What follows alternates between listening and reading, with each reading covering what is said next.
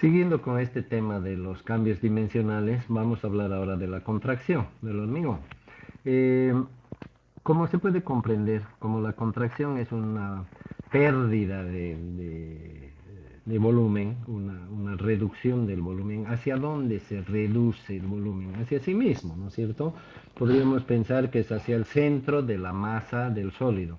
Por lo tanto, no hay forma física de dejar un espacio para que esta contracción se realice libremente. No puede haber una junta como en la dilatación, que dejamos un espacio para que se dilate, no podemos dejar un espacio para que se contraiga.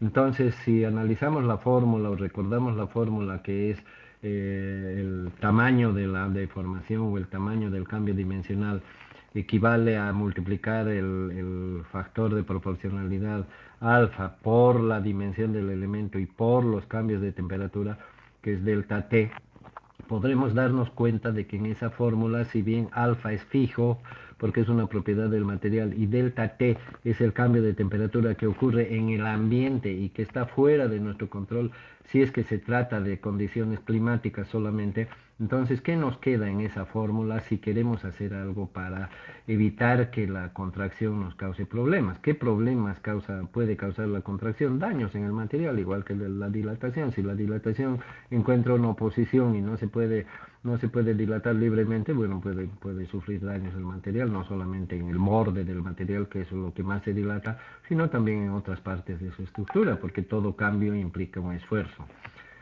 Por lo tanto, en la contracción, si bien no hay una limitación dentro del mismo material, pero existe un cambio posicional. ¿Qué es una dilatación o qué es una contracción?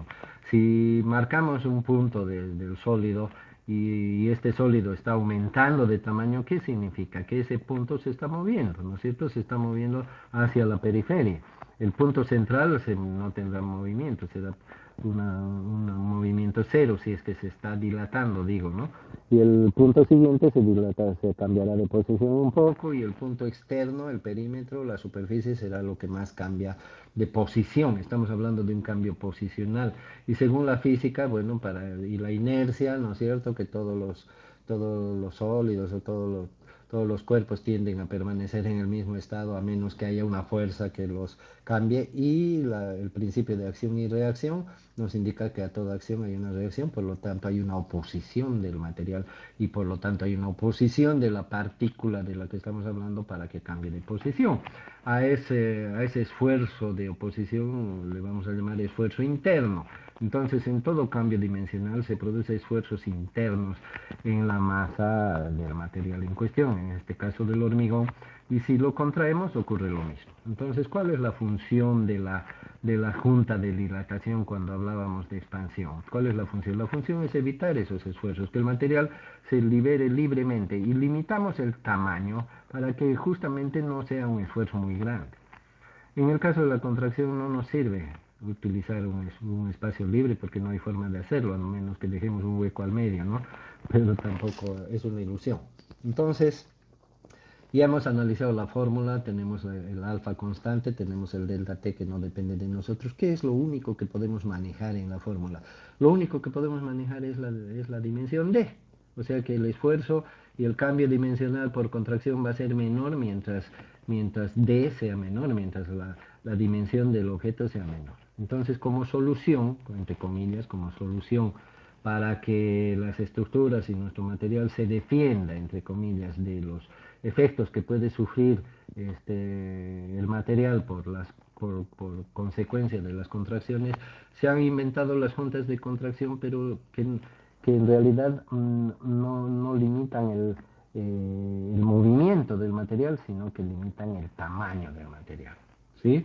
Entonces, en realidad, si ustedes hacen un poquito de memoria, se darán cuenta, el pavimento de las calles son partidos, ¿no? Son pedazos partidos, son cuadrados que se hacen, a pesar de que se pavimente todo de un saque, pero después se corta, ¿no es cierto?, el pavimento. Las carreteras lo mismo, ¿no? Son partidas, no hay un pavimento completo. Imagínense una cancha de básquet de cemento, es cuadriculada, ¿verdad? Un patio de una casa es cuadriculado. Acá tenemos en la imagen izquierda una cuadriculación. Todas estas líneas que vemos, que tienen un tratamiento, ¿no? Para que se vea bonito. Las aceras que vemos no son tan bonitas localmente, pero también tienen juntas. ¿Qué son las juntas? Son separaciones. Es decir, este pedazo que estoy marcando se contrae, cuando se contrae sobre sí mismo, ¿verdad? Este otro pedazo se contrae sobre sí mismo. En otras palabras, cuando se contraen ambos pedazos por la misma causa, esta junta se abre, es decir, se separan los materiales. Y seguramente cuando se dilatan se vuelve a crecer un poquito, pero no es una junta de dilatación, o sea que no va a tener mayores consecuencias. Pero la contracción sí sufre cada losa, en este caso le podemos llamar losa o paño a cada uno de estos pedacitos. Entonces cada paño se contrae sobre sí mismo. Fíjense, aquí está cuadriculado porque hay un ancho relativamente grande y hay, como una cancha de básquet, como un parqueo de vehículos, una gasolinera o un depósito grande, un tinglado, etcétera, su piso, ¿verdad? Y en cambio aquí no es ancho, es largo, entonces las juntas se hacen a lo largo. No hay una dimensión para esta separación entre juntas de contracción, JC mayúscula abreviado. No hay. ¿Qué es esto? Es una separación. No es necesariamente un espacio. Basta con que esté separados. Es decir, si imaginariamente lo pudiéramos cortar con un hilo muy delgado, basta esa, porque eso está separando ambas partes del material y eso va a permitir que cada parte se contraiga sobre sí mismo y esa es la función. No necesitamos dejar un espacio, ¿verdad? Porque se supone que cuando hacemos el corte el material está en su posición normal y si se contrae es porque se achica, entonces la junta va a funcionar y no se va a agrandar más allá de lo que estaba. Estamos haciendo algunas suposiciones que no son tan precisas si es que profundizamos, pero que en la práctica funcionan lo suficiente. Aquí vemos que entonces un elemento alargado, por lo tanto las juntas, ¿sí? Son separaciones transversales a la longitud. Lo mismo pasa con una carretera, con una calle, etcétera. Y las juntas de dilatación, si imaginemos que esto fuera una carretera, las juntas de dilatación estarían, digamos, una por aquí y otra por acá, ¿no? O sea, los tramos de separación entre las juntas de dilatación son mucho más grandes que los pequeños tramitos de separación entre las juntas de contracción. En los pavimentos, ¿qué se suele hacer? Porque también hay que tener cierta geometría, cierta simetría, ¿no? Por algo somos ingenieros. Entonces, ¿qué se suele hacer en los pavimentos? Los pavimentos normalmente se vacían por fajas. Seguramente esto se vació primero, luego esto, luego esto. Así se construyen las autopistas, por ejemplo, que pueden tener, o las avenidas, o las carreteras anchas que tienen varias fajas, se llaman fajas, ¿no? También se puede decir franja, fajas de tráfico. Entonces, operativamente es mejor vaciar una sola faja primero, ¿no? Y luego la de al lado y así sucesivamente. Entonces, para que exista cierta armonía, entonces se elige como distancia entre juntas de contracción el mismo ancho de la faja. De manera que cada paño o cada losa pequeña, cada parte de la división queda cuadrada, ¿no? Cuadrada, pero fíjense que aquí aparentemente no se ha seguido la misma regla, son ligeramente rectangulares. Generalmente se adopta la misma distancia que el ancho y así quedan las juntas cuadradas. Ustedes denle una miradita a las aceras cuando estén caminando y van a ver que más o menos es así la cosa, ¿no es cierto? Entonces, ¿qué se busca? Una separación entre partes.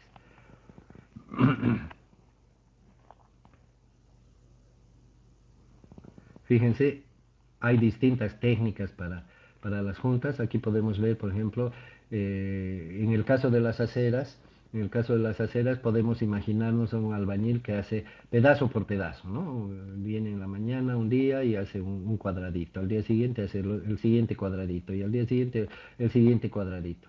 El hormigón fresco nunca se junta con el hormigón antiguo, viejo, ¿no? O sea que el cuadradito de hoy día, por más que el albañil lo empareje con el hormigón de ayer, al volver al día siguiente se va a separar, ¿no? Porque el hormigón viejo con el nuevo siempre va a tener una separación, una rotura, se va a romper, se va a separar, nunca hay que pensar que se junta, por lo tanto esa realidad hay que aplicarla en cualquier caso. En el caso del pavimento, por ejemplo, sería un pavimento de N kilómetros, sería un poco ridículo estar haciendo losa por losa, ¿no es cierto? Si a pesar de la forma en que se hacen hoy en día se tarda tanto, imagínense lo que sería hacer pedazo por pedazo.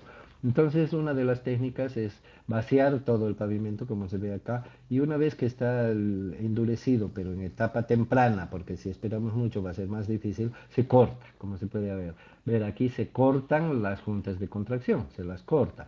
Eh, Cuando se las corta, ¿verdad? Si bien el corte no es total, porque habíamos dicho que la junta de contracción es una separación, pero cuando existen los esfuerzos internos que hemos mencionado respecto a la contracción, fíjense, aquí está el corte, aquí se aprecia claramente en esta imagen, aquí tenemos el corte que han hecho y cuando ocurren los esfuerzos, el material, como todo material, la cadena se rompe en el eslabón más débil, dicen, ¿no es cierto? Entonces se romperá en la parte más débil. ¿Cuál es la parte más débil? La que ha sido fracturada parcialmente, aunque sea parcialmente, pero esta sección voy a mostrar desde aquí hasta el fondo, es una altura menor que desde aquí hasta allá. Entonces es la parte más débil. Cuando el material sufre algún esfuerzo, se rompe por ahí, se está apreciando ahí la fisura, pero si vemos de encima se va a ver la línea recta cortada. Entonces no solamente es funcional, sino estético y además práctico, ¿no es cierto? Estético porque se ve la línea recta como si se hubiera cortado linealmente, pero en realidad el corte es como cualquier rotura, ¿no? Tiene su apariencia desigual, irregular, y además es práctico porque nos permite hacer el vaciado de un solo saque, ¿no? El vaciado en conjunto. Una vez que tenemos la ranura ahí, obviamente ahí no se lo puede dejar así porque en el caso del pavimento entraría agua por acá y arruinaría la base del pavimento, que es lo más importante en el pavimento, porque el pavimento es solamente un revestimiento de protección. Eso es importante saber. Las cargas del tráfico, etcétera, las cargas que están encima del pavimento, en este caso los vehículos, por ejemplo, si fuera una calle, una carretera, descansan o actúan sobre el suelo, ¿no es cierto? El pavimento es solamente un transmisor de cargas.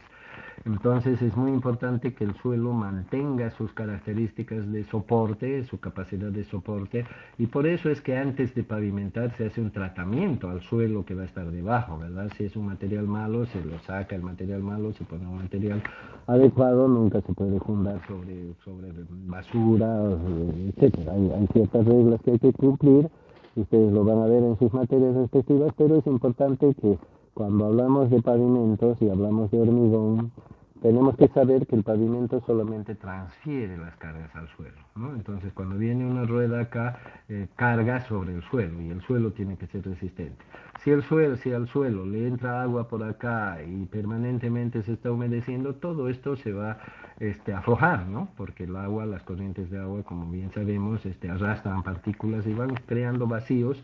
Ocurre también en los edificios, en las fundaciones de los edificios, que cuando hay una fuga de agua o agua subterránea y no se han tomado las previsiones, ese agua no es un fenómeno inmediato, pero con el tiempo va erosionando el material y por lo tanto esto se va debilitando y finalmente el pavimento, como no está capacitado para soportar cargas por sí solo, excepto obviamente en los puentes donde no hay nada por debajo, pero es otro tipo de estructura, es el acero, el hormigón armado, el hormigón pretensado, el que está soportando la estructura y las cargas que lleva. Pero en el caso del pavimento, el pavimento de concreto suele no tener armadura, ¿no? Entonces quiere decir que no está capacitado para soportar las cargas por sí solo, porque está apoyado debajo, encima del suelo, y por lo tanto hay que conservar el suelo. Es más importante conservar el suelo a que el pavimento esté bonito, porque que esté bonito resulta grato, pero que esté afectado lo de abajo es un pronóstico de daños, ¿verdad? Futuros, lo que ocurre en Santa Cruz concretamente. No sé si lo captaron, pero quise decir eso, ¿no? Porque ¿para qué me voy a referir a una cosa mala si no existiera? Entonces es el caso de Santa Cruz, no se hace un buen tratamiento, no se hace un buen sellado, empieza a infiltrarse las aguas de lluvia, aparte de que no tenemos un sistema de drenaje en la ciudad adecuado, las calles son canales abiertos, donde se creen que se va el agua, alguna parte se evaporará y el resto donde va. Entonces va afectando la base del pavimento y por eso es que nuestras calles, fíjense, de una miradita, son todas rajadas y partidas por todo lado y el pavimento que debería durar 50 años, por lo menos el de hormigón, o mínimo 20 por decir una cifra, pero hoy en día ese 20 es de hace 50 años, ya se ha superado ampliamente. está partido, rajado por todas partes, ¿no? No es por deterioro. Bueno, también podríamos decir mala calidad del pavimento, del hormigón mismo, pero esa mala calidad del hormigón sería de algún modo contrarrestada si el suelo se mantuviera en buenas condiciones. Pero si hacemos ambas cosas, bueno, mal más mal, súper mal, ¿no? Acá vemos, por lo tanto, hay que hacerle un tratamiento a las juntas, no solamente las juntas de dilatación. En el caso de los pavimentos, las juntas de dilatación tienen que ser selladas para que no entre agua, para que no entre basura, para que no entre, qué sé yo, aceites que te toman los vehículos, para que no se entren hormigas, etcétera. Muy importante en el pavimento mantener protegida a la base, no solamente de arriba hacia abajo, sino también en los laterales, ¿no? Por eso existen las aceras, aparte de caminar sobre ellas, y por eso existen las bermas que se llaman en las carreteras, que son un espacio adicional al ancho de la carretera, que algunos creen que es solamente para que uno se parquee, pero en realidad tiene una función estructural muy importante, que es la protección del pavimento, y más que del pavimento, del suelo que lo soporta. Entonces las bermas laterales permiten ampliar la superficie, generalmente tienen una pendiente bastante pronunciada, de modo que ayudan en la evacuación de aguas, impiden la acumulación, y si es que hubiera excedentes de agua, a pesar de que después de las bermas se suele hacer cunetas, que son canales de evacuación de agua. Entonces, a pesar de todas esas medidas, si hubiera una infiltración o infiltraciones de agua, que las hay por encima de las bermas, lo ideal sería pavimentar las bermas también, pero no se lo suele hacer por el costo.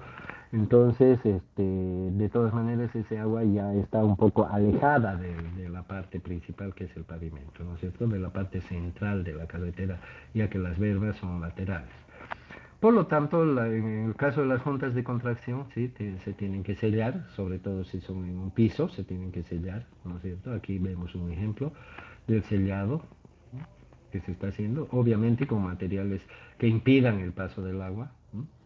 Y que necesitan cierto mantenimiento, no son eternos, y aparte que hay que usar buenos materiales, ¿no? No es cuestión de comprar el alquitrán más barato de la ferretería y ponerlo ni siquiera bien. Aquí fíjense cómo están las líneas, y el día que haya oportunidad de ir por la U o por sus calles van a ver cómo está el sellado de las juntas, ¿no? Es una barbaridad, parece que lo hubiera hecho alguien que no estaba en sus cinco sentidos, porque está en todas partes el sello menos en la junta, y ni idea de que se aprecie una línea así tan pulcra y tan fina como las de las imágenes. El material tiene que ser especial, resistente a los cambios de temperatura y a la intemperie, ¿no? Además de los cambios por temperatura, cambios dimensionales por temperatura que ya hemos mencionado, tanto la dilatación como la contracción, ahora vamos a mencionar también que los cambios dimensionales no solamente ocurren por cambios de temperatura, sino también por cambios de humedad. Curioso el asunto, ¿no es cierto? Pero en el hormigón, cuando aumenta la humedad en relación a un punto de comparación, el hormigón crece. Difícil de creer eso, ¿no? Pero para hacernos la idea de que un sólido puede aumentar su volumen cuando aumenta su humedad, en primer lugar definamos que estamos hablando de un sólido poroso, ¿no es cierto? Porque un sólido que es impermeable, un plástico por ejemplo, no hay forma de que la humedad penetre dentro de su masa, pero en el caso de los materiales porosos, el mejor ejemplo para entender y aceptar esta idea es la madera. Ustedes saben que la madera absorbe agua, es porosa, tiene humedad interna, y cuando aumenta la humedad, en las épocas en que la humedad ambiental en Santa Cruz aumenta, por ejemplo, cuando hay muchos sures, etcétera, es típico que en las ciudades o en las habitaciones las personas digan: ¿qué pasa con esa ventana? No se puede cerrar. O ¿qué pasa con esa puerta? Está sonando mucho, o es difícil de abrir. ¿Qué es lo que pasa? Que se hincha, ¿no es cierto? Aceptamos la idea de que la madera se hincha. Entonces, transportemos esa misma idea con las consideraciones del caso al hormigón. El hormigón también se hincha.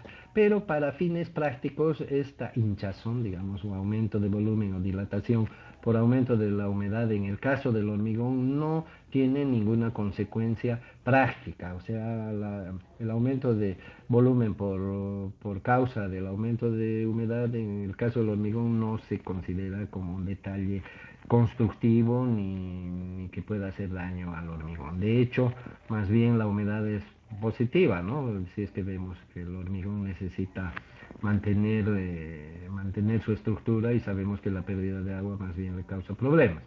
Entonces, no tiene mayores consecuencias. Aquí en el texto seguramente hay una descripción un poco más detenida sobre el asunto, pero vamos a ver ahora lo más importante, que es la pérdida de agua en el caso de las estructuras de hormigón. Las pérdidas de agua en el hormigón sí son graves, ¿no?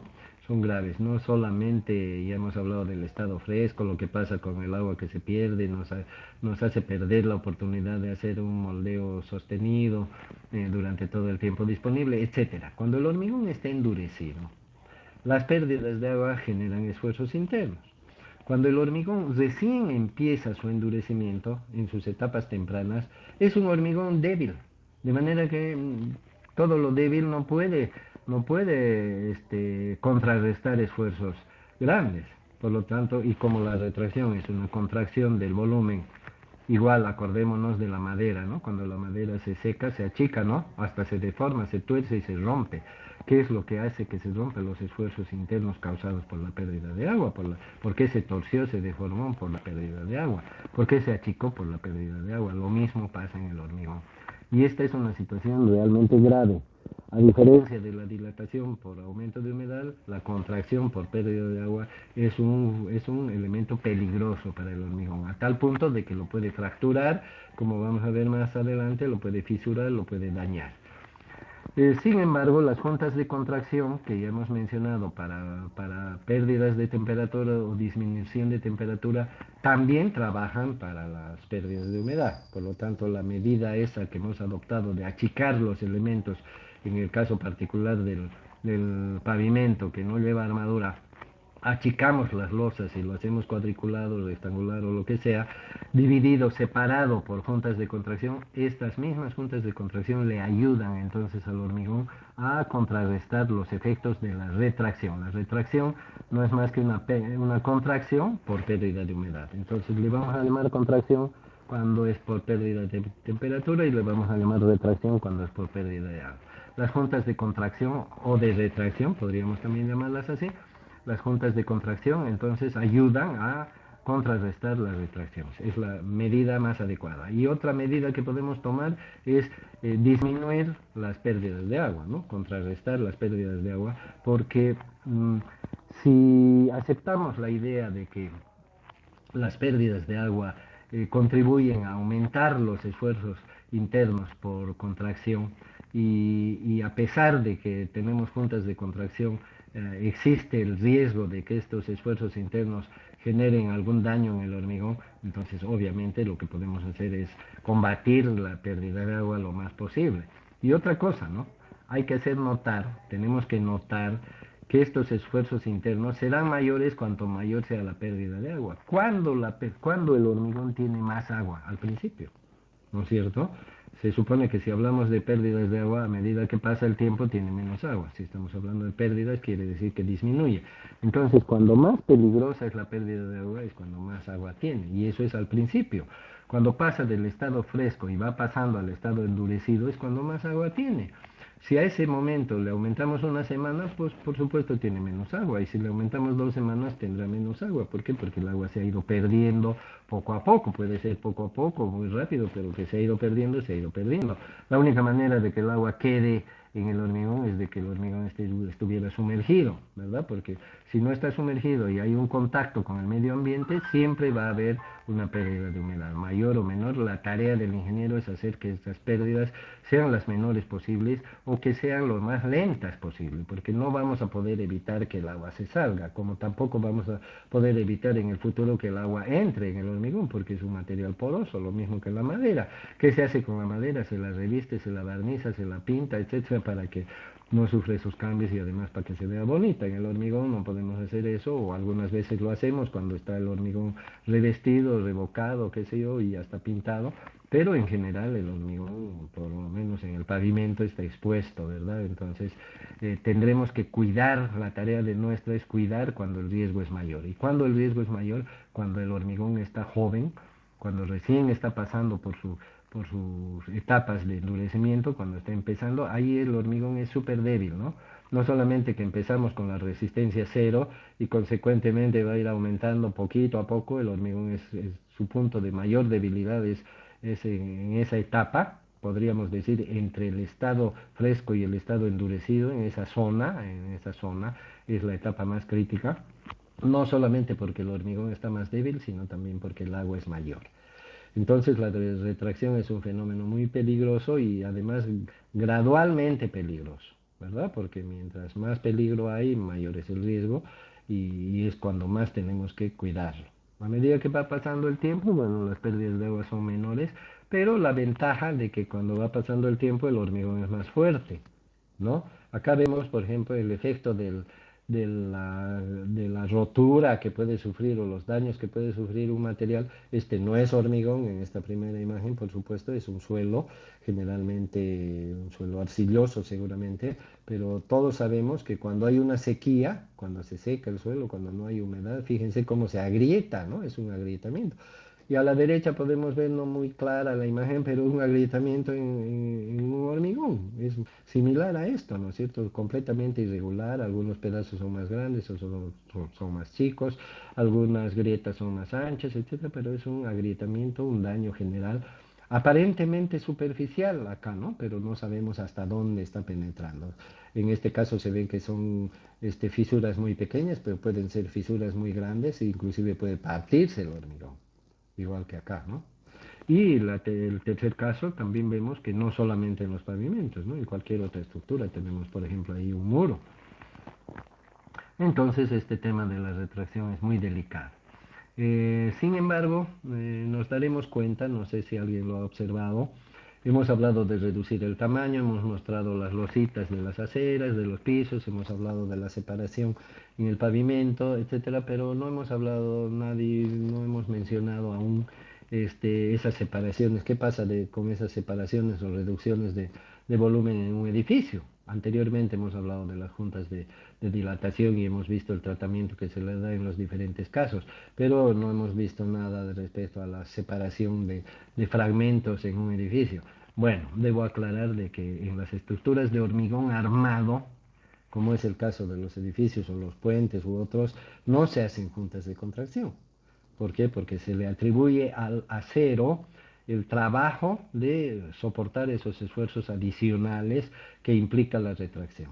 ¿Ok? Entonces, por eso es que los edificios no son cuadriculados, ¿sí? Por ese motivo, porque se le atribuye al acero la tarea de ayudar al hormigón a que resista los esfuerzos internos generados. Finalmente mencionaremos que ya, como ya lo dijimos anteriormente, una de las tareas del ingeniero, además de reducir y tomar todas las indicaciones del caso, es evitar o tratar de evitar lo más posible las pérdidas de agua. Se conoce como curado al proceso de proteger el hormigón mientras se endurece, después del moldeo. Entonces el curado es un tema un poquito amplio, seguramente en nuestro encuentro virtual próximo lo vamos a extender un poco, pero aquí vemos que una manera de hacer que el hormigón tarde más en perder el agua y por lo tanto disminuya los esfuerzos internos causados por la retracción es proporcionarle el agua, ¿no es cierto? Es una manera muy común, muy simple de cumplir con esa tarea, no es la mejor, lo vamos a comentar. Acá hay otra forma, formas de curado, se llama, formas de evitar la pérdida rápida del agua. Acá vemos, se puede también cubrir el hormigón y de esa manera evitamos que el agua se evapore, lo protegemos de los rayos del sol o de las altas temperaturas o de la sequedad del ambiente, que son causas que ayudan a que el agua se pierda más rápido. Y también evitamos que salga el agua por evaporación, ¿no es cierto? El agua por escurrimiento seguirá saliendo. Son formas de proteger el hormigón y ayudarle a disminuir los efectos dañinos de la retracción.